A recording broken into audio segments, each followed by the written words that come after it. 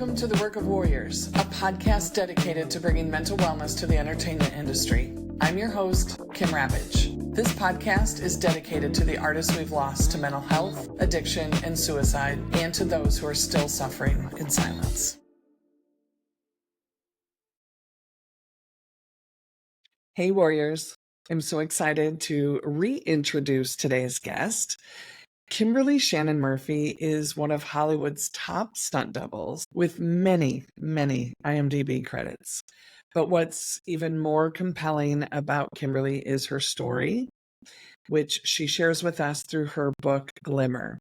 She is open, raw, and honest about surviving childhood sexual abuse from her grandfather. Her book has changed lives already. It was released about a year ago.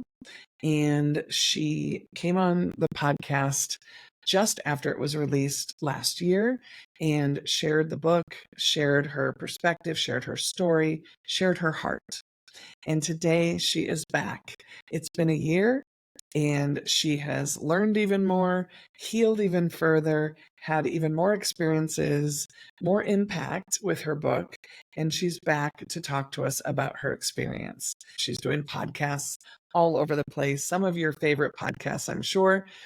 Welcome back, Kimberly Shannon Murphy. Hi. Hi, Kimberly. How are you? I'm well. How are you? Good. Good to Welcome see you. back. Thank you. I feel like we talk every day. I know. Like you just want to hop on a call. So for anybody listening, Kimberly Shannon Murphy, this is your second time on the Work of Warriors podcast. I'm so glad you're back. Yeah, thank you. The first conversation we had was, I believe, shortly after you released your book, Glimmer. Yes. And you were just starting to have conversations, just starting to put that work out into the world.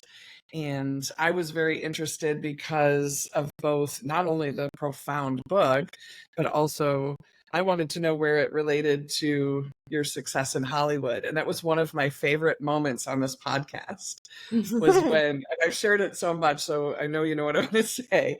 But when I said, how much of your happiness today has to do with your success in Hollywood? And you were like, none.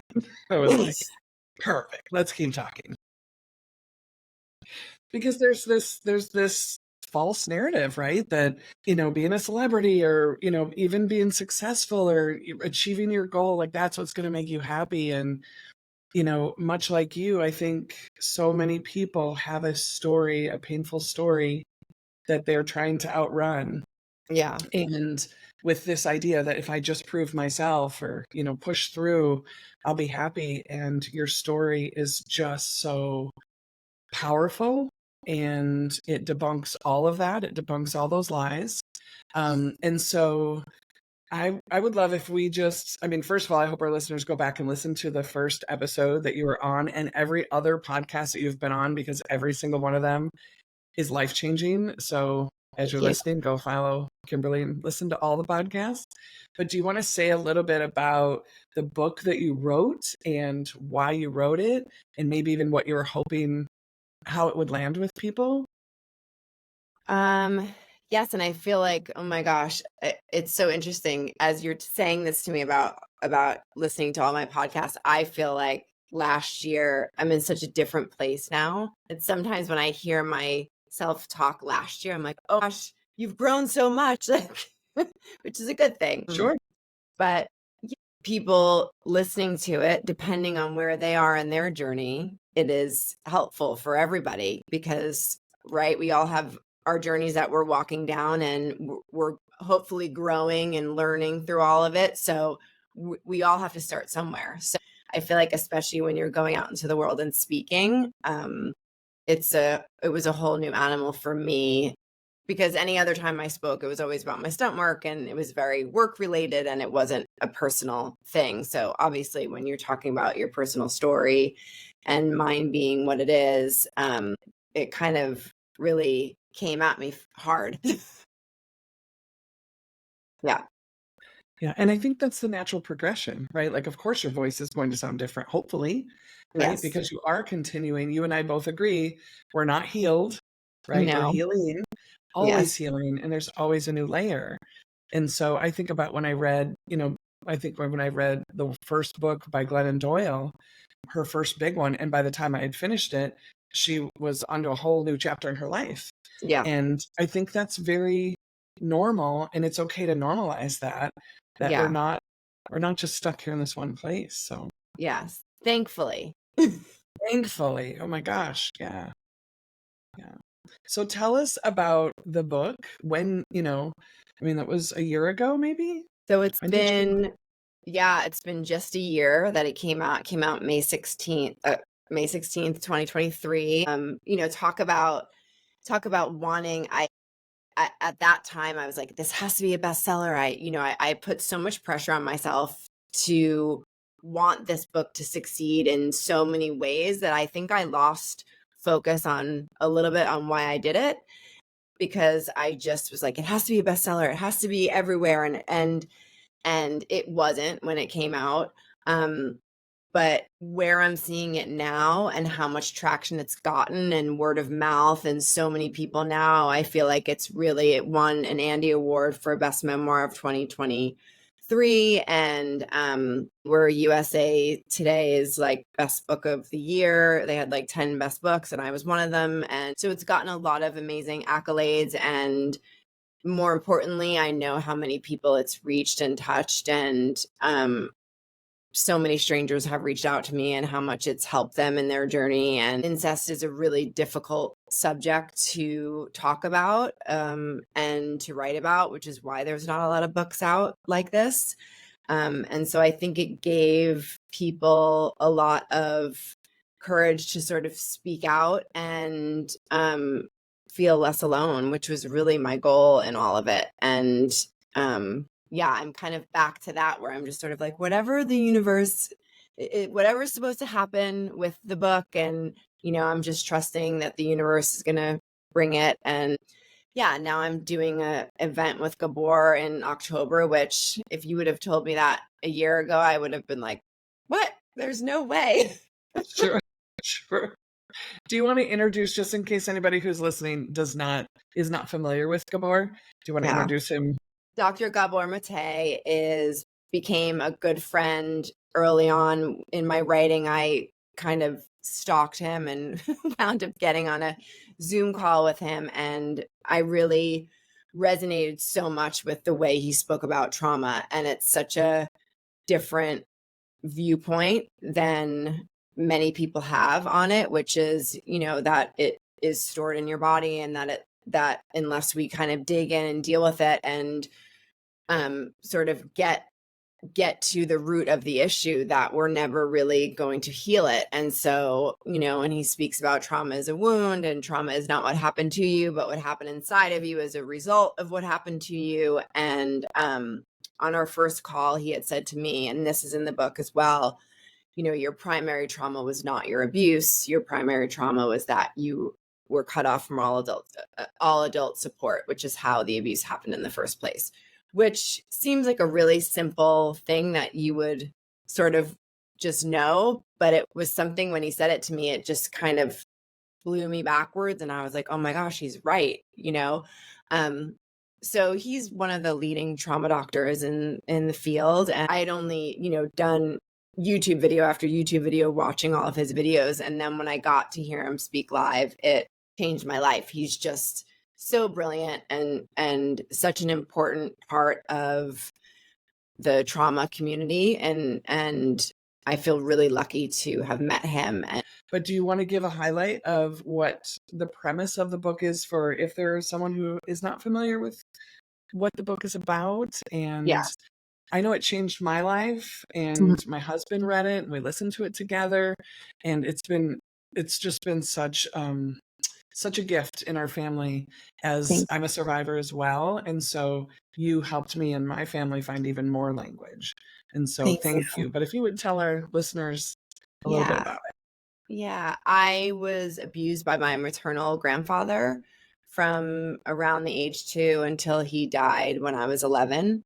And it was a constant thing that happened. And So it's basically my story of sort of how that manifested in my body through my 20s, and I had my memories at 15, and it just sort of takes you through my life. And I feel like we did a really beautiful job of not writing it in a triggering way, which was my ultimate goal, because I wrote it for survivors and I didn't want people who have been through similar situations not be able to get through it or read it. So I feel like we really accomplished that. Um, and yeah, it's just basically kind of takes you through my whole life, and we kind of flash back a little bit to my childhood and just how I sort of dealt with it or didn't deal with it for a long time, and then how it kind of manifested itself in my career. You know, sort of how I then it takes you all the way through to me having my daughter, meeting Gabor, sort of starting on this psychedelic journey that I've been on the last 2 years. Really trying to return to myself and figure out who I was before all of this happened to me, which has Yeah. been a journey. Yeah. And a long span of time where you Mhm. were being abused. So critically developmentally important years. Yes. Yeah. Um, why did you write the book? Um, I wrote it for all of my little Kimberlys that live inside of me that, I've been doing a lot of parts work, a lot of IFS, work with Dr. Schwartz, who I've been really lucky to have as my therapist when needed. And through that have sort of the parts work is kind of works on all the parts of you that sort of needed to do certain things to protect you when you were going through this, and whether that's disassociation or the shame you hold, the guilt you hold, the fear, the all of the things. And so now I just like to say it's like all the little Kimberlys that are like living inside of me that that need attention and that need to be healed from all of these traumatic events that happened. I mean, I wrote it for all of her, all of my inner child, for my daughter, and for all of the survivors out there who are suffering in silence. And I think there's so many people that this is such a common thing that happens. I mean, 90% of people that are abused by a family member or somebody that the family knows. So it's happening a lot. And there's so much shame attached to it when it happens within a family. So many times we don't talk about it and we just shove it under the carpet and move on. And so I think that having this book in the world will hopefully give people courage to speak their truth, because I do believe that when we speak our truth, that is when our healing can really actually start. When we're not being honest with ourselves about what our life was, we can never start healing. It just doesn't work. Yeah. Well, and I just want to again say thank you because the book is so powerful. So for me, as a former therapist, as a survivor, I had done my work. I did a lot of work, in my own healing journey and working with my clients. But then to have it public, I've been working on a book as well, but I honestly just I have not previously had the courage to actually birth it into the world. And No. so when you did that, I think you opened up literally just such a voice and a conversation. Like you said, nobody's talking about it.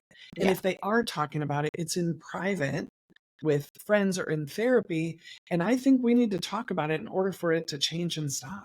Yeah. And Yeah. so it was just really brave and courageous, and what a gift for you to put that book out in the world. Thank you. Yeah. So it's been a year almost since we've spoken on the first time you came on the podcast. How was your book received? I know you said, a little bit about wanting it to be a bestseller, but what is the most transformational experience you've had in writing it, or like in the feedback you've gotten? I will say that every single day I get at least one message from somebody. I mean, Instagram's really the only social media I do. Sometimes people will email me, but every single day I get a message from a stranger saying, "Thank you for sharing your story. It gave me the strength to tell my husband and I never told him," or, all these things that people have written me. that's exactly why I wrote it. And so to have that coming back to me it makes it all worth it. Yeah. Have you gotten any sort of pushback from people who are close to you or not close to you or strangers? Is there anyone who doesn't want this kind of work in the world? It's been really, really hard with my family. Um, I when I first got the book deal, I had one sister who just stopped talking to me completely. And, I don't speak about my sisters in the book out of respect because they didn't want to be a part of it. And I knew that. And I was putting the book out in the world to tell my story and my story only. And it's not my job to tell my family's story.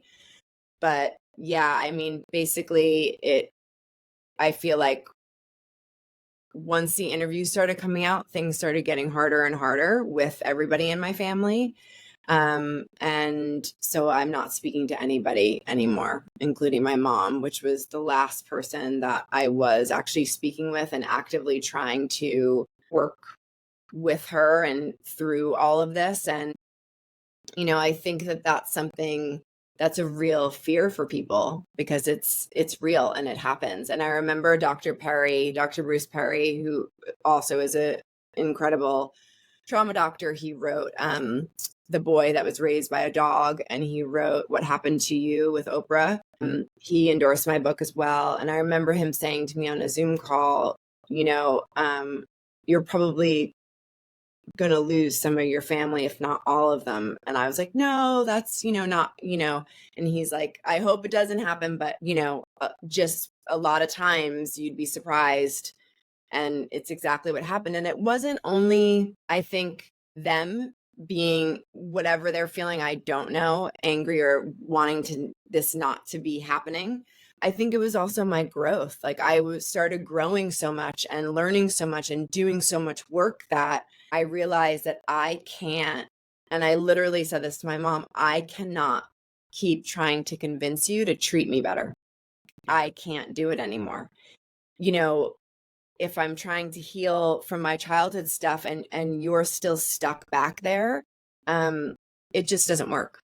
And it's literally like you're beating your head up against a wall. And, when you grow and other people don't, no matter who they are, family, friends, it just doesn't, if people aren't growing with you or moving in the direction you're moving, it just becomes really difficult. And it was just too difficult. And there was also a lot of things that were happening. I think when you come from a family like mine with such severe trauma, your family literally is traumatized. Like my family is a traumatized family. And so they move in a way that's not healthy. And when you have a child of your own, I think you see that really clearly, right? Because you bring a child into the world and hopefully you want to raise them differently than you were raised. And I certainly wanted to do that. And just seeing how everybody was moving around her with certain situations, it just became not okay anymore. And it's really sad. Yeah. It Yeah. is, and I think it's important to note, you wrote about this in your book, your mom was abused as well. Yeah. And so what you're doing now that some people may seem like, "Oh, I don't know if I could," or if it's unfathomable, this is how we stop generational trauma. Yes. Is there is a person, usually one, in the family who says, "Hell no." And so it's sad. It's incredibly sad and devastating that your mom especially, but your family, they're not there. They're not ready. Who knows if they ever will be, but what you're doing, I just want everyone to hear what you're doing is changing, ending generational trauma in your lineage. And that is, I think, Yeah. the most powerful thing we can do on this planet. Absolutely. And for my daughter, I mean, I had a psychedelic journey where and just to preface this by saying I do this with a doctor. It's very she's incredible. I have therapy with her, and then I do a journey maybe twice a year, and then we have therapy after. I'm not just like going off on a mountain like doing drugs. doing Right. drugs. It's I was very going to ask you if you were getting pushback on that, just because not everyone is fully aware of how psychedelics are helping people get their lives back they're changing when done lives properly. Yeah. when done properly, exactly. When done in the proper ways, in the with the right people who understand how to work with you when you're in the medicine, it is life changing. One of my journeys, I literally had my ancestors. I'm like, oh my God, all my ancestors were like in the room. And I remember I just felt this like overwhelming love from them. And I kept hearing them say, like, you did the thing. You did the thing that we've all been waiting for. Like, we've been waiting for you to do the thing. And the thing being the book. And just that Capri was the start of our new lineage. Because obviously this goes back, you don't have abuse like this in a family, and it doesn't come from nowhere. It obviously went back from I don't know how many generations.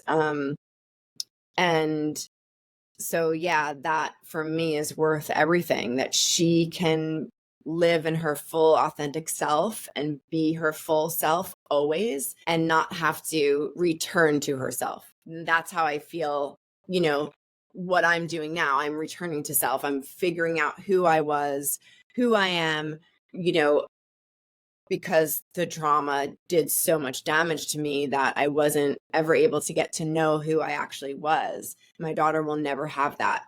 And she'll know when people are treating her poorly. She'll recognize it. And I didn't recognize that. And I talk about that in the book through my 20s and bad relationships and the choices I was making and things I was doing. And it was all stemmed from the trauma because I didn't think I deserved to be treated well and didn't know any different. And everything that was toxic felt familiar to me. And so I gravitated towards it. And she won't ever have that. Good job, Mama. I love that so much. What has changed in the past year as far as, you're getting positive feedback, but I know you've had a lot of conversations.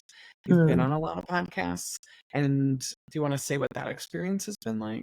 Think it can be exhausting at times. And this is something that's so important too, is that I'm not always strong. I don't always feel strong. I don't always feel like, that there's this miss sort of, what's the word, conception that because I put out a book and because I'm on social media actively speaking about my story, that I'm like the strongest person, and people have commented so much about that. And as much as I appreciate it and love it, it's not true all the time. Yeah. I still have to do the work. I'm still have times where I'm struggling. My father just passed away. That was a whole thing. And it's still hard and the work is not done. So I think it's really important for people to know that even if you've been doing the work and you're not feeling really strong, it's normal. And you'll have days where you do and days where you don't. And it's okay. And we need to give ourselves grace and all of that, because it's not an easy thing to overcome and to go through. Yeah. And there's so many layers, right? There's shrapnel everywhere as far as who's gonna support you, who's going to abandon you, who's going Mhm. to hate you, who's gonna push back, who's gonna challenge you. Yeah. Yeah. And I'm guessing you've probably experienced all of that. Yes. It's an onion that is literally never ending. It's like there's not a center anywhere. Yes. Like, when is this thing going to be done? I really appreciate that. And I think that's so important for anybody who's doing their inner work for any reason, who's in recovery for any reason, that it is layers. There's no arrival. We don't get to a place where it's like, okay, aha, I'm healed. I'm done. Great. Glad that's over. Doesn't Yeah. work like that. However, I was just thinking this today and I was thinking about our upcoming call. I was listening to a song that I just love so much. And I just feel so lucky to have the healing that I've had thus far and to know that it will continue. And a year from now, it'll feel even different and it'll feel even better. And again, it's not going to be an arrival. There's no arrival date. There's no Yeah. arrival place, but to know like what you have overcome and what you have been willing to do and what you've been willing to walk away from and what Mm, you've been willing to lose to regain and reclaim your life is yes. so powerful Yeah. And really, really difficult. and really, really difficult. Yeah. Yeah. What are some tools or resources that you use on the difficult days or in the difficult moments, whether it's minutes or days or weeks? Yeah. I mean, now I feel so blessed that I've been connected with this amazing team of doctors that I have since I wrote the book. And like, for instance, when my father died a few weeks ago, you know, nobody even told me. I did not know that he was in hospice. I did not know. Like, no one directly called me to tell me anything. I didn't even know. No one called me even to tell me he died, not even my mother. Um, and so that was really difficult. And, I like text Gabor right away. I'm very lucky that I have that, and I just said I am struggling, and he's got on a call with me, and I talked with him and feel really grateful about that. And, he said to me, I said, this just feels really, really heavy. Like, it feels really heavy that I don't, you know, um, to feel abandoned again by everybody because I'm just trying to heal what happened. It feels so cruel in so many ways. And It feels like another assault. yeah, it absolutely did. It Yeah. absolutely did. And he said to me, it's only heavy if you carry it. And he said, you, because my sisters had written a horrible message to one of my friends saying that I broke my father's heart in a million pieces, and on his dying days, basically like blaming his death on me. And he said, you tried to give your father, he said, your father's heart was broken way before you were ever born. And he said, you tried to give your father the gift of healing, and he was not able to receive that gift. And the same for your mother and your sisters. And he also said, Kim, what did he say to me? He just said, would you ever want to be where they are?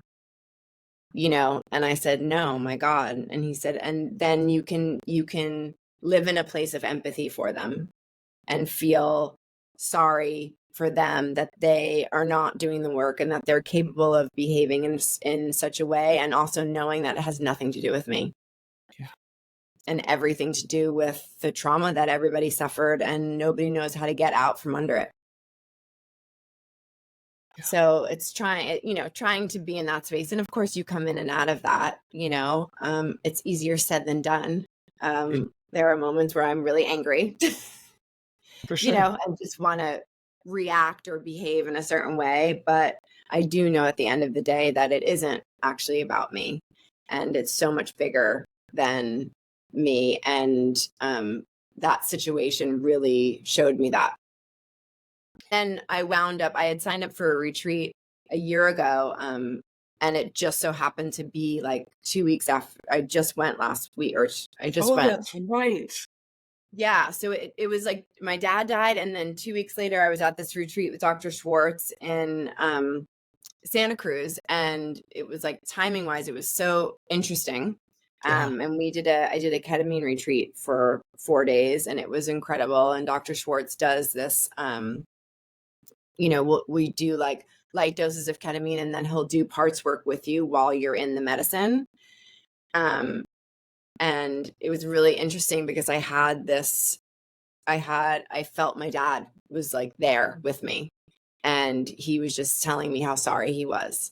And Dr. Schwartz was sitting with me, and I'm like, my dad's here, and he's like talking me through it. And then I just heard my dad say to me, like, thank Dr. Schwartz for being there for you in a way I never could. Wow. And it just gave me this kind of like, this piece of knowing that I do believe, my dad was a really good person. He was a really good person. He just was not a good father. and he suffered his own traumas that made him not be able to show up for his kids. And, you know, I know that in my heart. And, you know, have to be able to like let it go and move past it, or we're just going to stay stuck, which I Yeah. can't do anymore. Yeah. Yeah. Well, and you have your community. You said you're blessed to have all these healers, I, your medical treatments. What do you do when you're on your own? What do you do for yourself on your own to stay healthy, to stay grounded, to stay present? I honestly, I love just being home. I mean, my husband and I built our house together, and it's a beautiful house, and my husband's an amazing person. And the fact that we even wound up together, I feel, because when we met, I was definitely not, I was bouncing back and forth between disaster and non-disaster. But he's an amazing husband, and my daughter's incredible. And I just feel like being with them gives me so much, like, does so much for my heart, and spending time with the people that love you and that you love unconditionally, I think can really bring you so much peace. I relate to that so much because on our third date, I think I blew my knee with my now husband, and I was a train wreck. I was a train wreck, and to this day I'll be like, "Why did you marry me?" I mean, it turns out okay, but what Yeah, were you thinking? yeah, totally, totally. So what Yeah. did Casey what would he say as far as, yeah, it was a little messy there for a minute, but he stuck around. Why is that? He had a very normal childhood. He had a very, I mean, of course, we all have our things, but he had two loving parents that, adored him. And he is just a really normal, kind human. Um, and I think when we met, we just, I do believe that it's like souls from another like plane, or we knew each other before. I feel like there's something to be said about when you feel that like really intense connection with somebody and you can't really figure out how it's so intense when you just met them. I feel like it was that with him, and we would just laugh all the time. And we literally, when we first started hanging out, we were like inseparable from that, from that one time on. We were together all the time, every day. Yeah, and I'm sure you have a lot to say. Well, you have that little link. Yeah. Just send it to him. We'll have a whole new conversation. We'll go around 3. That would be fun. Yeah. Okay, so tell me about what's coming up next. I want to circle back to the event, but do you have other things in the works as far as podcasts or anything like that that you want to share, or just let people know that another resource is available? Yeah, I'm doing Savannah Chrisley's podcast in a few weeks, and then Okay. I'm going in Nashville, and then I'm going to New York and doing Gabby Bernstein. Um, and then I'm going to Arizona to do Joe Polish, I don't who know. started the Genius Network. Okay. He's a friend of Dr. Ramani's, and I actually met him at her party. And he's been super supportive. He read my book and just loved it. And like, he's going to interview me at one of his conventions, and he like bought a book for everyone in the audience. And so he's a friend of Gabor's as well. He's been super supportive. So I'm doing those 3 things by the end of June, I'll be finished with those things. And I went back to work. I'm coordinating a TV show right now. And that's been actually really good for my brain to sort of do something else, to have something else happening instead of just being like fully immersed in all of the book stuff. So yeah. Yeah, what was the timing with the book release and then the strike? Because I remember the book had been out for a while and then the strike ended, right? I think the strike started in September, right? We were September, October, November, I believe. Yeah. So the book was out in May, and then we went on strike in September. But Yeah. I didn't really work that whole year, partly because of the strike and then partly just because of the book. And I was like all over the place doing all the things. And then Caitlin Olsen is doing a TV show right now, a new one called High Potential, and I'm coordinating it, which is great. And she's amazing. And it's been really nice to like be back at work and also not hitting the ground, even though I did do a fall off a cliff last week for Olivia Wilde. So I did do that. That did happen. Had to quickly fall off a cliff just for a minute. Yeah. With baby steps back Yeah, into exactly. work. Well, Yeah. that's fun. It sounds like you're more on, an organizational directing, Yeah. side of things too. And I'm Yes. sure, yeah. What is your plan for all the stunt work? I mean, I don't know if people have seen your work, but it's incredible, and you're so fun to watch. And Caitlin read your book, right? The audiobook. And she Yes. has an amazing voice. She's an amazing actress. And Yes. yeah, people just need to listen to all that you guys have going on. But what's it like to be kind of on the other side? And what's your plan for all the physicality that you were doing? You talk about it in your book that, Yeah. you put your body through a lot. And where are you at with all that now? What do you want to do? I really am enjoying coordinating, and it's kind of just like it's just like the general progression of what happens in our careers as we get older. And so I feel like I'm in a good place right now. I'm loving the show, and we go through, I think we don't finish till September. So I'll be doing that. And then, I'll do stunts here and there, but on my own terms. And if it feels right for me, and if I feel like I want to do something, it's very different than when I started in my career and I was just sort of mentally and emotionally in not a good place and sort of putting my body in these really dangerous situations and not really caring. It looks very different for me now. It's definitely a choice, and I pick and choose what I want to do if something comes my way. Wow, that's even different than when we spoke the first time about What that, did I because you say? were, well, well, you again in the book you talked about, you purposely put yourself there. You were charged by that, and you were like, Yeah. I got this. And you had said thank God for a good crew, and people who Yeah. kept you safe. Yeah. But when we talked, you said you still had to check yourself because you still had a propensity, is that the word I'm looking for, Mm. to push yourself, and you had to really kind of work through that intentionally. It sounds like now you have even more just clarity and peace around that, and then just an inner knowing. It does feel that way. Yes. I'm going to list, all the resources. You had talked about, some of the resources that you have, and I know for some people, those aren't available and they're not in a position to be able to access those resources. But I will put other, resources in the show notes.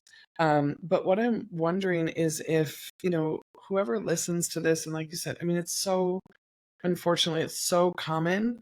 And I think it's very common in the industry. Mhm. I think people gravitate toward characters and being able to leave themselves to be somebody else, and just the shiny lights of Hollywood that are Mhm. not what they claim to be. But what would you say to somebody who doesn't know that they can speak out, or maybe they're in a position where they're not ready? Like, what's a word of hope that you would offer to them? I always come back to the truth. I literally have it tattooed on my arm, like the truth will set you free. And however you need to speak that, whether it's literally sitting in a room by yourself with nobody there, I think there's so much power in being able to say what you're holding inside out loud. And I think that's the first step to starting to be able to actually look at things for what they are, instead of the narrative that you've told yourself or the narrative that your family has told you that you've been sort of living. And that happens a lot with families that have this kind of abuse in the system. And also like writing it, not like as a book, but just for yourself. Journaling is and I talk about my aunt in this book, who is such a powerful person for me in my life. And she wrote all the time, and a lot of her writing is in the book. And she taught me that, and that was an important tool for me. And, and also just distancing yourself from people that aren't treating you the way you deserve to be treated. And that goes for family as well. You don't know, you can't heal around the people that made you sick. And that is a fully true statement. And it's so much easier said than done, because it's literally, I'm 47 and I've just walked away. So I get it. But you cannot heal around the people that aren't willing to heal and are still behaving in ways that are abusive. Yeah, I'm glad you said that. That was what I was going to ask you next, is what about if my family doesn't believe me? Or what if they won't talk to me? Yeah. And you just answered that. Yeah. My dad didn't believe me when I came forward at 15. And I can look back now and say that he didn't believe me because he couldn't believe the fact that he failed, that he had a child and that this happened on his watch and he failed. And it was all about him and not about me. It wasn't that he didn't believe me. It was that he couldn't believe me, because if he did, it would have, I don't know, erupted in some way. And then, one person after another, and you read in the book as well, my grandfather also left confession letters. Like there's no one in my family that would ever sit there and say like, this didn't happen. It's not never a conversation that, it happened to way too many people. But it is a really scary thing. And, I have so many friends that are going through similar situations, that were abused by their father or their brother or their grandfather, and their mother or whoever cannot see it. They don't want to see it. And it's not about them not believing you. It's about them not wanting to admit that this happened to you, that they might have let this happen to you. And I think that was a big shift for me, when you can stop looking at it like that. Like, what if people don't believe me? What if people don't believe me? It's not that they don't believe you. It's that if they actually have to look at it, then they have to look at themselves. And most people are not ready to look at themselves. Yeah. Yeah. And I want to draw the connection to that, because the work that we do when we're healing from our trauma, Mm-hmm. we're willing to look at ourselves. Like that whole process of returning to yourself, I can also now handle it when my child comes to me, or my husband comes to me, or a friend comes to me and says, I don't like how you made me feel, or I don't like your tone of voice, like whatever it is. And for you, your daughter Capri is going to be able to tell you anything, because you are grounded, because you have that foundation of, I want to know myself. I Yes. want to end the generational trauma. I want to know everything so that it stops here. And Mm-hmm. so it matters so much. And I just think there's so many reasons to tell yourself the truth, to Yes. allow yourself, to give yourself permission to have your truth, because it impacts so much. Again, not easy, very, very brave work to do, but also there's a lot of freedom and a lot of healing and much better futures for our generations to come, if you're willing to start and tell your own Yeah. truth.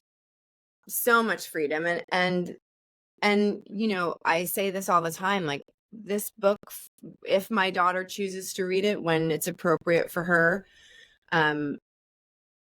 is going to answer so many questions for her about me and who I was as a mother. I mean, I'm not perfect, and I've definitely still get triggered, and I still, but I also can repair it very quickly, and I can notice it in myself. Wow, Kim, why did, her doing that or saying that, why did that make you so upset and explosive? And I can go to her and say, Capri, mommy, that I didn't react right at all, and that had nothing to do with you and everything to do with mommy and what's going on with me, and I'm sorry. And I feel like when we're able to be truthful with ourselves, then it just bleeds onto our kids. Like when we don't heal, it bleeds onto our kids. So it's, it's doing the work and being able to show up for our children. And we're not going to be perfect, because no one's a perfect parent no matter what. I mean, we all make mistakes. We're human. But it's all, for me now, it's all in the repair when it does happen, which it's not Yeah. often. If I do have a reaction or that's, not normal, that I can have that conversation with her and she can have her feelings and her conversation with me, and that we can have that time instead of when I was growing up, it's like your parent explodes on you and you go to your room and you never talk about it again. And so you're just Yeah. left feeling like you did something wrong, and it really wasn't about that. Right. Yeah. I remember telling my son, my anger is my problem and Yeah. it is nothing to do with you. And I'm so sorry. And I will spend the rest of my life figuring Yeah. it out and healing and doing whatever it takes. Yeah. And, So true. when I hear how you talk to your daughter, not only is she seeing you, she will then also have language for when she's not perfect. Yes. Right. And it just keeps snowballing in the right direction. Whereas Mhm. trauma snowballs in a horrific direction. Yes. And yeah, so yeah, I'm so, again, just so grateful for your work and your willingness to share your story. That reminds me, I just posted something today about forgiveness, and I'm posting like a tip a day for mental health, but the tip was about forgiveness, but I wanted to hear your perspective about forgiveness because Mm. when I was younger, that was the talk of the town, right? If you forgive people, you get to set yourself free. And Yeah. I It's love for your you. perspective and I share that. So I'm going to let you let you talk about forgiveness.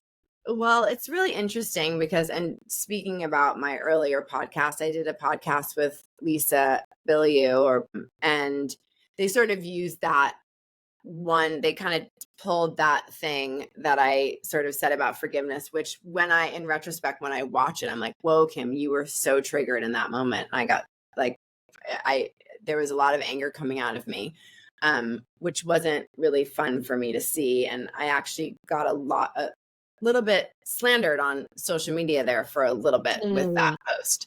But it was actually taught me a lot, and it was good for me to for that to all happen because it brought it full circle. I sort of said I believe forgiveness is a crock of shit is basically what I said. But I said it definitely I had a lot of anger with it.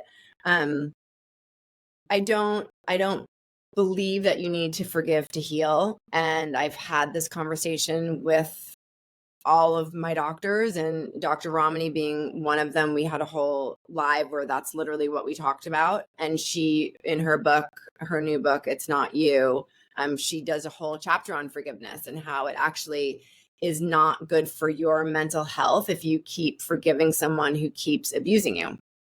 It's actually really bad for your mental health.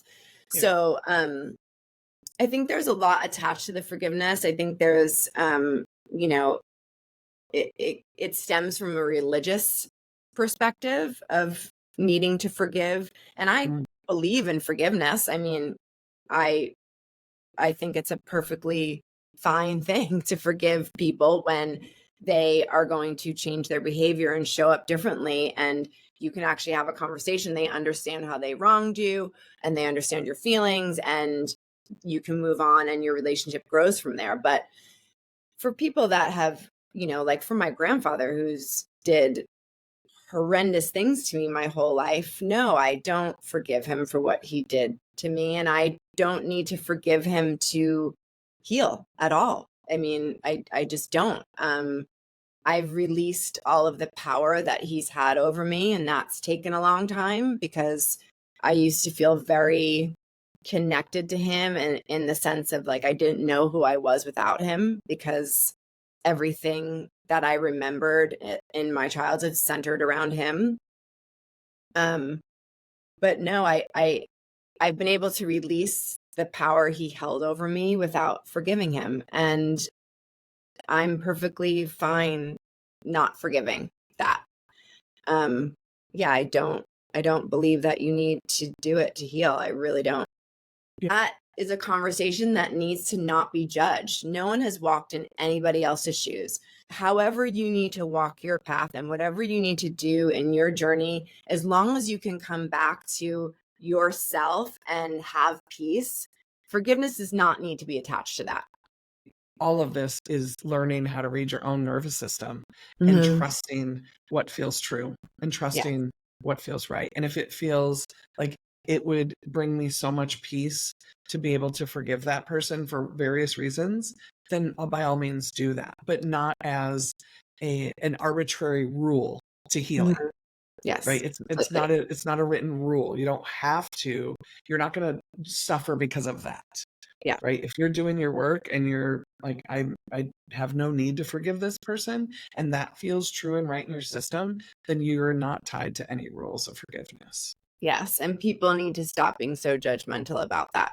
And I think more importantly, we forgive ourselves, Yeah. right? We're the hardest on ourselves. Sure. So if you're gonna focus on forgiveness, forgive yourself and love yourself and Yes. learn to trust yourself and, give yourself the power of the healing process. Yeah. Absolutely. Yeah.